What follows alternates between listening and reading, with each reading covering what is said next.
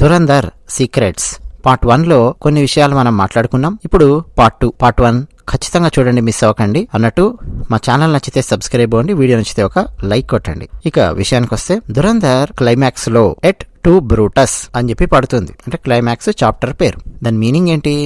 You to Brutus అనేది English లో చాలా ఫేమస్ వాక్యం. అయితే దాని మీనింగ్ ఏంటి? బ్రూటస్ అనేవాడు జూలియస్ సీజర్, రోమన్ చక్రవర్తి యొక్క స్నేహితులు, అధికారులు అందరిలో ఒకడు బ్రూటస్. చాలా క్లోజ్ జూలియస్ సీజర్ కు. జూలియస్ సీజర్ కు వెన్నుపోటు పొడిచిన వాళ్లలో బ్రూటస్ కూడా ఉంటాడు. సో అప్పటి నుంచి వెన్నుపోటుదారుడు అని చెప్పడానికి బ్రూటస్, యూ టు బ్రూటస్, నువ్వు కూడా నా బ్రూటస్ అని జూలియస్ సీజర్ చచ్చిపోయేటప్పుడు అన్నటువంటి ఆ డైలాగ్ ను కోట్ చేస్తూ ఉంటారు. ఈ విషయం మీలో చాలా మందికి, తెలుగు సాహిత్యం చదువుకునే వాళ్లకు, నవలలు పత్రికలలో వ్యాసాలు చదివే వాళ్ళకు కూడా తెలిసే ఉంటుంది. కానీ చాలా మందికి తెలియని విషయం ఏంటంటే, ధురంధర్ క్లైమాక్స్ లో హంజా రెహమాన్ డెకాయిట్ ను హాస్పిటల్ కు తీసుకొని వస్తాడు. రెహమాన్ ను స్ట్రెచర్ మీద పడుకోబెట్టి డాక్టర్లు, నర్సులు చుట్టుపక్కల నిలబడి చూస్తూ ఉంటారు. అతన్ని బాగు చేయడానికి ప్రయత్నం చేస్తూ ఉంటారు. ఆ టైంలో డైరెక్టర్ ప్రేక్షకులందరినీ షాక్ కి గురి చేస్తాడు. అకస్మాత్తుగా రెహమాన్ డెకాయిట్, అదే అక్షయ్ ఖన్నా, స్ట్రెచర్ మీద కూర్చుని సిగరెట్ తాగుతూ చాలా స్వాగ్ తో హంజా వంక చూస్తూ ఉంటాడు. హంజా, అదే మన హీరో, షాక్ గురైపోయి ఒక రకమైన ఏదో 1000 వోల్టుల షాక్ గనక తగిలితే స్థాణు అయిపోయినట్టుగా చూస్తుంటాడు. ఇది కూడా షేక్స్పియర్ రాసినటువంటి జూలియస్ సీజర్ నాటకంలో ఉన్నటువంటి సీన్. అది జూలియస్ సీజర్ ను చంపేసిన తర్వాత మార్క్ యాంటనీ రోమన్ ప్రజలను ఉద్దేశించి చాలా పెద్ద సీరియస్ స్పీచ్ ఇస్తాడు. అదంతా నడుస్తూ ఉంటది. మరోపక్క బ్రూటస్ కు జూలియస్ సీజర్ ఆత్మ కనిపిస్తుంది. గోస్ట్ హాంటింగ్ అనేది బ్రూటస్ ఫీల్ అవుతాడు. అంటే చచ్చిపోయిన జూలియస్ సీజర్ ఆత్మ తనను వెంటాడుతున్నట్టుగా బ్రూటస్ ఫీల్ అవుతాడు. ఏంటది అంటే, మనిషిలో ఉండే ఒక చిన్న గిల్టీ కాన్షియస్నెస్, నన్ను బాగా నమ్మిన వ్యక్తికి వెన్నుపోటు పొడిచాను అనే చిన్న గిల్టీ కాన్షియస్నెస్ అకస్మాత్తుగా మేల్కుంటది. అదనమాట జూలియస్ సీజర్ నాటకంలో ఉండే సీన్. ఎగ్జాక్ట్ సీన్ మనం ధురంధర్ లో చూడొచ్చు. నిజానికి చాలా మంది ప్రేక్షకులు షాక్ గురై ఉంటారు, కంగారు పడి ఉంటారు. కొంపదీసి రెహమాన్ డెకాయిట్ గాడు ఇంకా బతికే ఉన్నాడా? ఇప్పుడు ఆడు బతికుంటే మన హంజా పరిస్థితి ఏంటి? హంజా పని అయిపోయినట్టే. లేకపోతే డైరెక్టర్ ఇక్కడే సినిమాని ఆపేస్తాడా? బాహుబలి పార్ట్ 1 గనక ఒక క్వశ్చన్ మార్క్ పెట్టి ఆపినట్టు, బాహుబలిని కట్టప్ప ఎందుకు చంపాడో అని చెప్పి ఒక క్వశ్చన్ మార్క్ పెట్టి ఆపేసినట్టు ఆపేస్తాడా అని చెప్పి ప్రేక్షకులు అనుకున్నారు. కానీ అలాంటి ట్రిక్స్ అలాంటివేమీ ఆదిత్యధార్ ప్లే చేయలేదు. కంప్లీట్ గా పార్ట్ 1 ని ఎండ్ చేశాడు. అందుకు మనం హ్యాట్స్ ఆఫ్ చెప్పాలి. అయితే ఆ టైంలో అసతోమా సద్గమయ, తమసోమా జ్యోతిర్గమయ ఆ లిరిక్స్ వెనక ప్లే అయ్యేటట్టు చేస్తాడు డైరెక్టర్. అది హంజా పాత్రకు ఉండే మానసికమైన పరిస్థితి అన్నమాట. లైట్ కాదు, డార్క్నెస్ కూడా ఉంది అక్కడ. డార్క్నెస్ నుంచి లైట్ లోపలికి తీసుకెళ్లడము. అసతోమా సద్గమయ, తమసోమా జ్యోతిర్గమయ ఆ లిరిక్స్ చాలా అద్భుతంగా ప్లే చేస్తాడు. మన వేద మంత్రం అది. ఇదంతా కూడా అండి జూలియస్ సీజర్ నాటకాన్ని, వేద మంత్రాలను పర్ఫెక్ట్ గా ఇండియన్ స్పై కాంటెక్స్ట్ లో బ్లెండ్ చేసి వదిలాడు డైరెక్టర్. ధురంధర్ లో మొత్తం 11 పాటలున్నాయి. ఎస్, అయితే ఏ ఒక్క పాట కూడా నార్మల్ సినిమా పాటల్లాగా వెనక బ్యాక్గ్రౌండ్ లో ఎవరో సింగర్స్ పాడితే దానికి లిప్ మూమెంట్ ఇస్తూ, ఎగిరి దూకుతూ, డాన్స్ చేస్తూ, లేకపోతే ఏ చంద్రుడినో చూస్తూ పాటలు పాడుతూ, ఇలా హీరో గాని హీరోయిన్ గాని మరే పాత్ర గాని సినిమాలో చెయ్యదు. మీరు మొత్తం 11 పాటలు గమనించండి. ఏ ఒక్క పాటలో కూడా ఎవ్వరు కూడా పాట పాడరు. ఒక్క చోట మాత్రం లిప్ మూమెంట్ ఉంటుంది. అది కూడా ఎంత అద్భుతంగా తీశాడు అది కూడా చెప్తా. ఇప్పుడు ఫస్ట్ సాంగ్ ఉంది, Dhurandhar title track. Hero Afghanistan నుంచి పాకిస్తాన్ లోపలికి ఎంటర్ అవ్వడము, ఆ కరాచీలో లారీ గ్యాంగ్ దగ్గరికి వెళ్ళడం, పాట అది మొత్తం బ్యాక్గ్రౌండ్ లో ప్లే అవుతుంది. సో ఎవరు పాడలేదు ఆ పాట.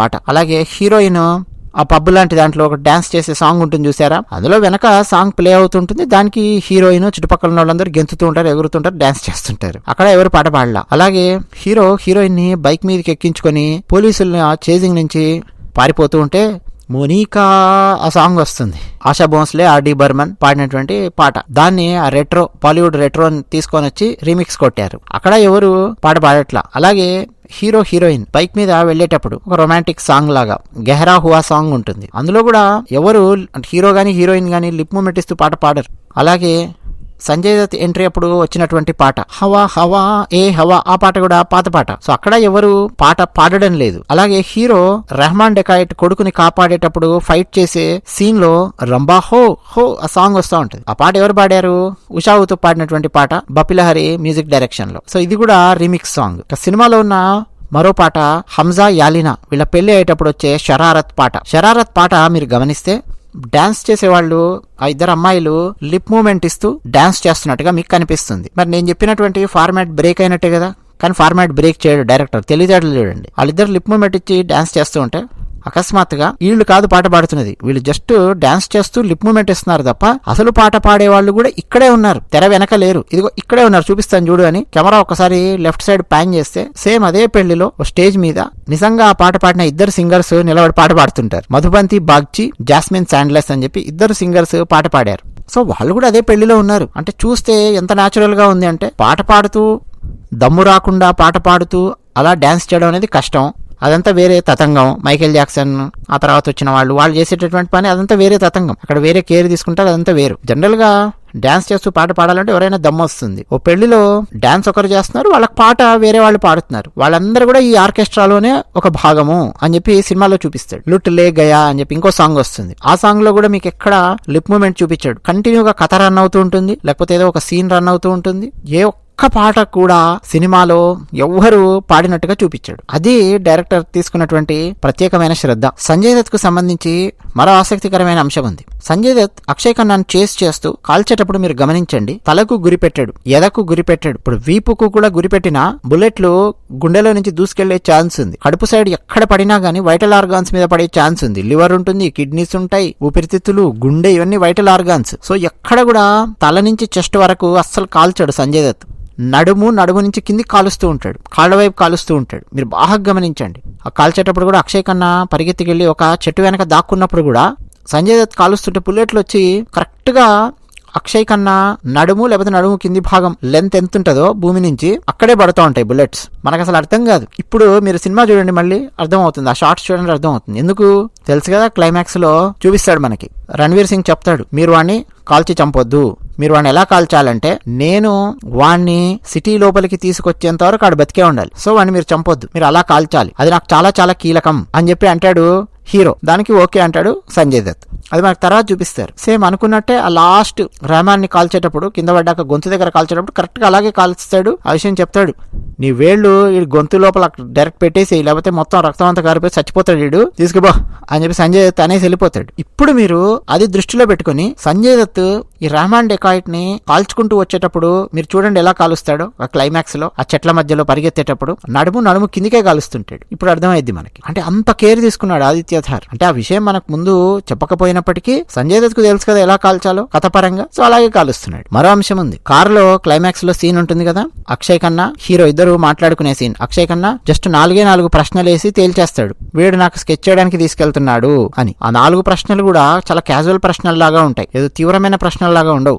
బైక్ మీద మనల్ని ఫాలో అయ్యేవాడు ఉన్నాడు కదా, వాడు ఎక్కడికి వెళ్ళాడు అంటాడు. హీరో ఏదో ఆన్సర్ ఇస్తాడు, వాళ్ళ ముందుకు వెళ్ళాడు, రౌండ్ గా తిరిగి ఇక్కడ వస్తాడు చెప్తాడు. ఈ రూట్ లో ఎందుకు వస్తున్నావు, ఆ ఉజైర్ ఎక్కడికి వెళ్ళాడు, ఇట్లా 3-4 క్వశ్చన్స్ వేసి టకటక కనెక్ట్ చేసుకొని అర్థమైపోద్ది, వీడు నాకు వెన్నుపోటేస్తున్నాడు, స్కెచ్ చేస్తున్నాడు, లేపేయడానికి ప్లాన్ చేశాడు అన్న విషయం. మ్యాటర్ అది కాదు. ఆ టైంలో రేడియోలో నుంచి ఆ కార్లో ఒక పాట వస్తూ ఉంటుంది, చాలా సటిల్ గా వస్తుంది. చెవులు రిక్కించుకొని మరీ వినాలి, పెద్ద పులి విన్నట్టు వినాలి, వింటే అర్థం అవుతుంది. ఆ పాట మీనింగ్ ఏంటంటే ఉర్దూలో వస్తుంటుంది, నిన్ను ఎంతగా నమ్మాను, నమ్మిన వాళ్ళనే మోసం చేస్తావా అంటే. జనరల్ అది చూడడానికి లవ్ సాంగ్ లాగానే ఏదో ఉంటుంది. నమ్మి నాకు నీ హృదయాన్ని ఇచ్చాను, నన్ను వెన్నుపోటు పొడుస్తావా, నన్నే మోసం చేస్తావా, ఈ టైప్ లో ఒక పాట రన్ అవుతూ ఉంటుంది. అంటే అక్కడున్న సీన్ కి సిచ్యువేషన్ కి సింక్ అయ్యే విధంగా సటిల్ గా రన్ అయ్యేటటువంటి పాట. కరాచీలో రియల్ షాప్ రెఫరెన్సులు లేకపోతే డైరెక్టర్ ఫన్ లాగా ఒకటి మనకు కనిపిస్తుంది. వాష్మా బట్ అనే ఒక బిర్యానీ షాప్ సైన్ కనిపిస్తుంది ఒక సీన్ లో. చూడడానికి వాష్మా అనేది ఒక లేడీ నేమ్ లాగా కనిపిస్తుంది ఉర్దూలో. మరో కోణంలో చూస్తే వాష్మా బట్ అని చెప్పి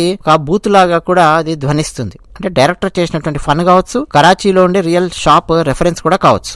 సంజయ్ దత్ ఇంట్రొడక్షన్ సీన్ లో మీరు చూడండి, దూరంగా పరిగెత్తుతున్న వ్యక్తిని M4 గన్ తో కాల్చడానికి ప్రయత్నం చేస్తూ ఉంటాడు. అంటే మూవింగ్ టార్గెట్ ను కాల్చడంలో సంజయ్ దత్ ఫెయిల్ అవుతాడు. అంటే 100% సక్సెస్ అవ్వడు మూవింగ్ టార్గెట్ ను కాల్చడంలో. చాలా బుల్లెట్లు కాల్చిన తర్వాత పదే ఫెయిల్ అవుతూ మొత్తానికి ఫైనల్ గా సక్సెస్ అవుతాడు. ఇది సంజయ్ దత్ ఇంట్రో సీన్. చాలా జాగ్రత్తగా మీరు గమనించండి. సంజయ్ దత్ స్కిల్ క్లైమాక్స్ లో కీ పాయింట్ అవుతుంది. అక్షయ్ ఖన్నా మూవింగ్ టార్గెట్ పరిగెత్తుతూ ఉంటే అక్షయ్ ఖన్నాను కాల్చడానికి సంజయ్ దత్ చాలా ఇబ్బంది పడతాడు.